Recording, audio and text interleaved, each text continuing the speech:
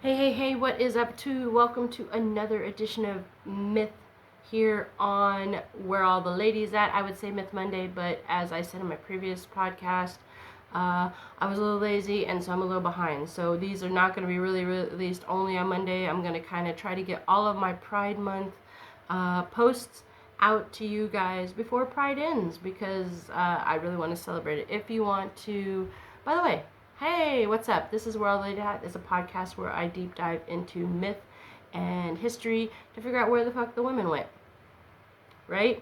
And try and shine a light on some amazing stories, really, truthfully. I am Kim. I'm your host. I am a history nerd, a lover of mythology, and an archaeology groupie. And I also happen to be a writer that really loves all this crap, right? So if you listen to the last podcast, you'll know that I have been releasing 8 episodes a month, and I am now going down to 2 episodes a month because I want to be able to give a wider touch on all the other aspects, which is the medium, the social media, and I'll be releasing a newsletter as well. And so we'll talk a little bit about that now, and then we'll get into the actual myth, which is, by the way, this month, because it is Pride Month, we are celebrating rainbow goddesses, and today we are talking about Iris, which is a Greek god. And I am super stoked by that because really, I mean, I think anybody who's into mythology probably started with like Greek and Egyptian goddesses. That's usually where the addiction starts. Anyway, so before we do that, let's talk a little bit about this. So my newsletter that I will be releasing will have a whole bunch of other expand on the topics of the month, basically. And then also soon here, probably within the next couple weeks, you'll be able to purchase an ebook. I'm going to start releasing small ebooks about some of the women, some amazing women, and also mythologies. And you'll be able to get those in a couple different places, and as I publish them I will let you know where you can get those. Yes, and so let's do a little housekeeping. This is perfect. It's perfect segue. So housekeeping, if you want to contact me, reach out to me, you can do so through my social media. I have Instagram, TikTok, and Facebook. They will start being more active. Once again, this is part of the reason why I'm cutting down on the episodes. If you don't have social media, you can do it through my email. There is an email down there, and that's for those that like to rock a little old school, I like to say. If you want to support the podcast, the best way to do that is to like, comment, share, follow, subscribe, do all those kind of things. The more you engage with the video or the audio, the more the algorithm says, hey, somebody's interested in this. Maybe other people will be interested in it, because I'd really like to build a community where we really shine a light on some amazing women and learn about these people and just kind of, celebrate history, because history needs to be celebrated. If you want to do it financially, as I said, I do have a Buy Me a Coffee as well as a Patreon, and soon you'll be able to purchase ebooks there. If you just want to donate, you can do that as well. Hey, I'm never going to turn that down. There's where you also probably going to be able to find the newsletter at first, because I am working on doing a website. I don't know when it'll be up and running, so right now that's where you would be able to get the newsletter. If you want more information on this and so much more, you can also check out my Medium publication, because as I said, I'm a writer, so a lot of this stuff is over there too. And if you are into magical, mystical, spiritual kind of things, wellness, and all that kind of thing, you should probably check out my other podcast. It's called Our Mystic Road Trip. And yeah, I think that's it for the shameless plugging and housekeeping. So now we can jump in. So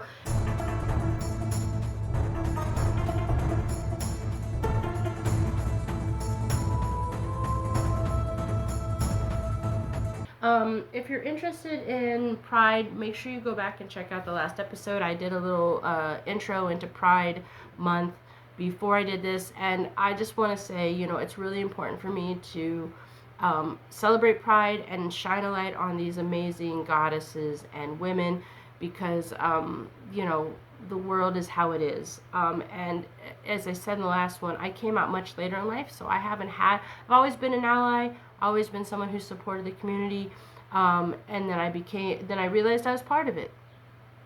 And so it's really important for me to celebrate and highlight these amazing stories. with that being said, let's get celebrating it a little bit more, right? I even got my rainbow shirt on. Check that out. Oh, I got a little bit of breakfast on there too. You guys can't see that. Whoopsie. Anyways, so as I said, we're going to talk about Iris. She is the Greek goddess. And so that means that we're going to take a little trip back to ancient Greece and get a little bit of a look at what it was like, right? And then we can jump into the goddess herself. So, we're looking at the city-state and palatial era. So this is about 1600 to 1100 BCE. By the way, I use BCE, guys. I know there are places that still use BC, but I refuse. Partially because academically BCE is usually what is used, I do believe. And also because history is not religious-based. And if you don't like that I said that, that's okay. That's your right. But that's how I feel. Religion has nothing to do with time. It has to do with culture and people.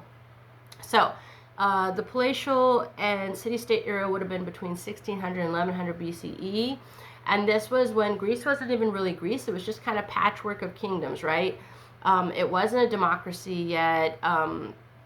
But there was powerful palatial centers like Mycenae, Pylos, Thebes, Knossos, and they were all kind of ruled by fortified architecture and really had a bureaucratic system to it.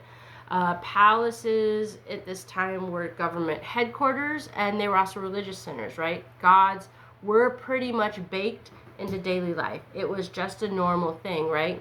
At this time, scribes would have been using linear B, so that they could log everything from food offerings, sacrifices, divine requests, all this stuff.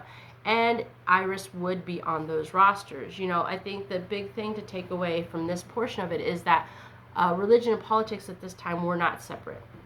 They should be, but they were not back then. And there was one system. And every natural event was kind of seen as divine communication, right? That's why goddesses like Iris were important to the infrastructure, right?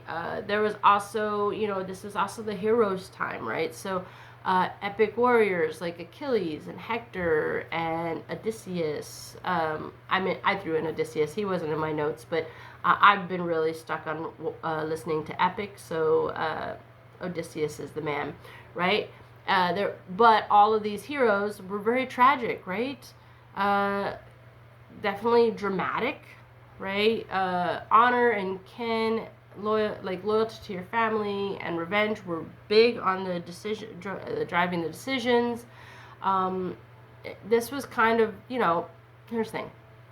Mortals, demigods, gods, there was like pecking order, right? And this is how society was. Whether the gods were real or not, whether you believe the gods were real or not, I believe they were. But it was all part and parcel of the same thing, right? So messages from Olympus, or that were deemed to come from Olympus through acts of people or nature, were seen as law, right? At this time, any type of miscommunication could cause war, right? So that's why Iris was super important. Now, gods were natural forces, right? The sun, sea, sky, storm, all these things, right? There was festivities. Every city had their own patron deity, right? And they were worshipped there, and they were bargained with, and they were blamed if things went bad, right? So Iris was born in Thaumas, born of Thaumas, whatever, and Electra. So Thaumas was a sea god. And by the way, I think I'm pronouncing this way that I was always told to pronounce it. And then Electra. And Electra was an oceanid. And this was literally like saying the sky and the sea were like together, right? That's that liminal space again. So about 1100 BCE, that type of structure, the palatial and the city-state, started to kind of fall apart, right? Cities were burning. That means writing was vanishing. Trade nets were crumbling.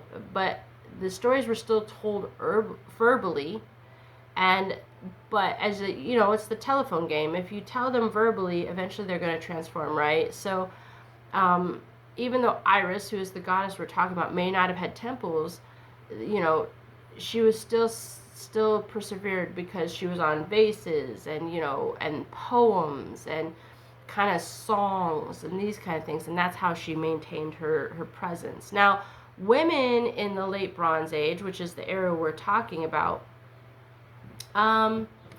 gender roles, right? There was a lot of stratification. Oh my God, my words. And had very rigid gender roles, right? And these the archaeologists and historians find this from palace administration records that were written like in Linear B, right?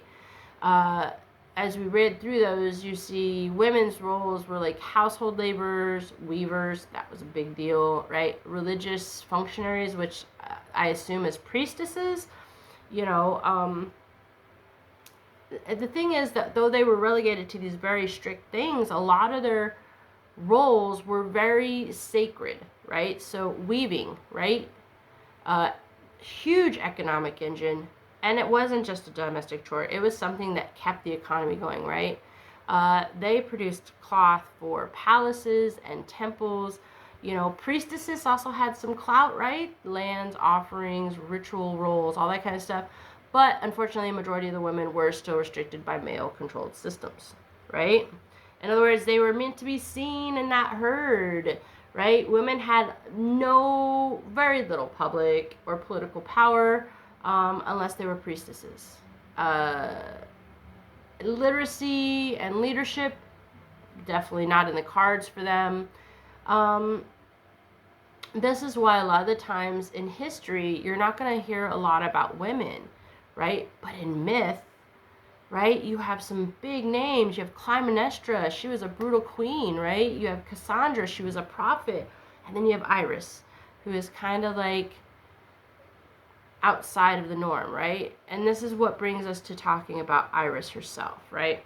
So let's get chatting. So Iris was, as I said, the daughter of Thaumas, who was a sea god, and Electra, who was a cloud nymph, right? That's what the ocean is a cloud nymph. And if you think about it, that's actually a perfect combination to create a rainbow, right? So sea and cloud, right?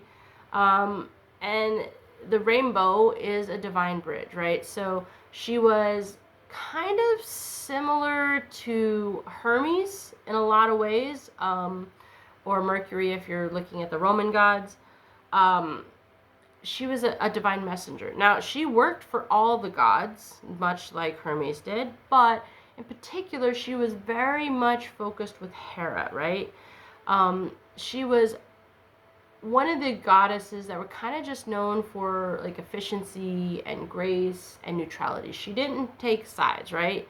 Hermes was a little bit of a mischief maker, and he would get involved romantically with people, and Iris wasn't really down for that, right? She really tried to stay true to her duties, right? So, and those were like to carry out sacred tasks, like fetching water from the river Styx. She escorted souls to the underworld, and she would deliver messages, but she would also enact divine will, right? So she was like the serious kid in the class, and who did everything, and then you had freaking Hermes, who was not, right? Now, when we look at symbols and stuff, it's interesting because a lot of the symbols are interconnected with Hermes, right? So, she had things like the caduceus staff, right? Let me make sure I got all my notes here, right? So she had like the caduceus or herald staff, which is like diplomacy and authority, and it's something also Hermes was actually visible with too. Also, in some images, like she had wings, but in some images she also had like the sandals with wings, like Hermes did. So very similar, right? Almost like a yin and yang, right? Kind of idea. for her, like, a lot of these things symbolize her rainbow, which is another symbol that she had, which is different from Hermes. Really representing like community, communication, and harmony, and like this sacred connection. If you look at it, much like I said in Manzat, which by the way, if you haven't listened or seen that episode, go back and check her out. That's the Mesopotamian goddess of rainbow. It was like this link between the gods and earth. So in this case, it would be Olympus and Earth, right? Gods and mortals, life and death. It was basically like a bridge. It was definitely an important attribute, right? Another attribute that she had, not only did she often have the caduceus staff, which by the way, caduceus is like the staff that looks kind of like the doctor's staff. She also often carried a pitcher of water. And this was to help nourish clouds, and really water is obviously an important element in old cultures and old religions because it's the bringer of life. It just is. It's even important in the Christian faith as well. So here's the thing. Iris had no major temples, right? Or even really a dedicated cult following. She does get some honoring, especially in places like Delos, and this is where like they would give her honey cake offerings, which by the way, honey cake is delicious. I would be down for that. Her part in this was much more subtle, a little bit more like I would say subtle reverence, right? She definitely did more action and got less adoration, but she's just as important, right? So if we look at archaeological things, once again, no major temples, right? But Iris does appear in Greek art, right? Oftentimes, like for instance, like on vases, you'll find her like she's like in mid-stride, she's winged, she has this ethereal thing, right? She also witnesses Athena's birth. And that's like a quiet presence, like, you know, so she was very quiet in this big moment. She's not really a huge star, but she is typically there. She's there. She's always there. Kind of like a visual whisper that there's like important messages that really are always moving behind the scenes. And that's why she has the legacy she does. Now, if we look at the legacy, you know, there's some things, right? When we hear the word iris, maybe we think of the flower, right? And that beautiful, that flower is beautiful and graceful, right? And this is in tied to her, right? You have the iris of the eye, which is vision and perception, right? It's the part we need to see. It's called the iris. And that, you know, if you look at all the things that bear her name, you'll see that there's some themes, right? And then you have iridescent, which is kind of things that shimmer, you know, and that is it's called after her because that she had that trail that always kind of shimmered. She had the rainbow, right? I think the reason she endures without all the big, like, you know, fanfare and hoopla is because, you know, the things she represents, right? Clarity and connection and gentle power. And those are things that are transcend like time and space, really. I think in a loud and messy world, Iris kind of could help us learn how to communicate with purpose, maybe show up with grace and deliver our truth, but calmly and clearly. And I think that, once again, is a great lesson for this day and age. I think as we're going through these rainbow goddesses more and more, I'm hoping that you're getting that the answer to the conflicts that are going on now is strength and courage, yes, but, you know, I don't necessarily think it's the walk tall and carry a big stick anymore. I think it's the walk tall and carry, like, the big, I guess, understanding, the big rainbow. Carry a big rainbow. That's what I say. That's what I say. All right, so now it's time. It's my favorite time. We're going to do story time. Once again, I repeat, there are mythologies that have her, but I have expanded on them and threw in a little touch of my writing capability. But they stay true to the character of the gods and goddesses and the time. So, with that being said, grab your beverage of choice, whether that be a cocktail or a cocoa. Grab yourself a blanket, curl up, and let's talk about the myth of Iris, the rainbow's path. Let me weave you a tale from the threads of ancient lore, a time when gods still roamed the earth and the world trembled beneath their moods. The sky had grown prideful, vast and unyielding, thundering down upon the mortal world with bolts of fury. Below the sea, frothed and rose to meet it, waves coiling like serpents ready to strike. A quarrel had erupted, fierce and ancient, between the realms of Uranus, the sky, and Pontus, the sea. Wind-lashed mountains, tides swallowed islands, and mortals watched the horizon in dread. On Olympus, the gods bickered. Some sided with the sky, their heads held high in cloud and storm. Others turned to the sea, their loyalties ebbing and flowing like tides. But Hera, queen of the gods, saw that this discord could not stand, and so she called upon Iris, her faithful messenger, the only one swift enough to cross such wild terrain and wise enough to do so with peace in her heart.